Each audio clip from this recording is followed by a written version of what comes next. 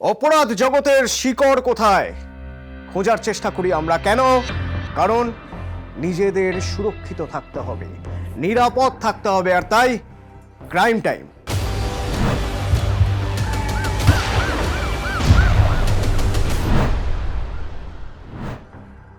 NEET বা নেটের প্রশ্ন, বা ধরুন কোনো গোপন নথি, এমনকি আপনার আধার কার্ডের ডিটেল, সব কিছু হ্যাকারদের হাতে চলে যাচ্ছে। বলুন তো কিভাবে? পেঁয়াজের খোসা ছাড়ানোর মতো করে এক এক করে সেই রহস্যের পরত খুলব।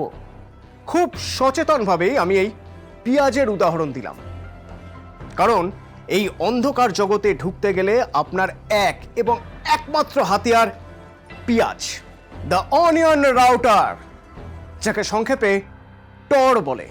এই টর নামটা মনে রাখবেন।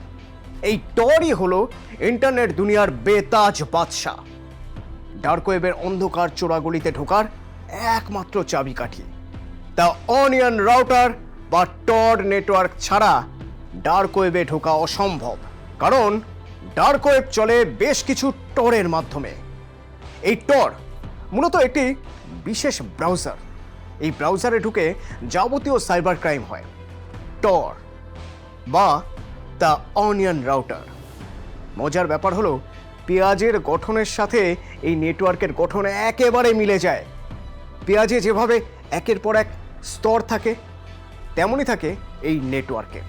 এখানে বেশ কয়েকটি লেয়ারের মাধ্যমে ইউজারের যাবতীয় তথ্য এনক্রিপ্ট করা হয়। এই টর লেয়ারই আসল কেরামতি।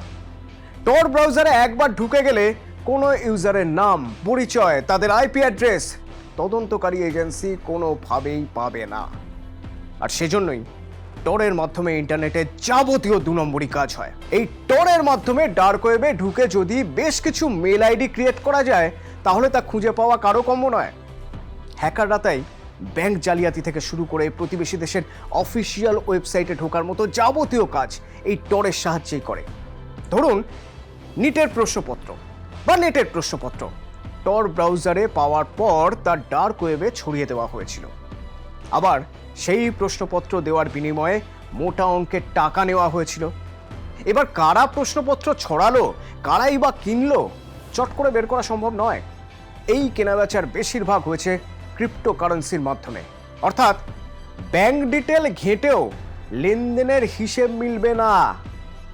তদন্তকারীদের আসল কাঁটা টর।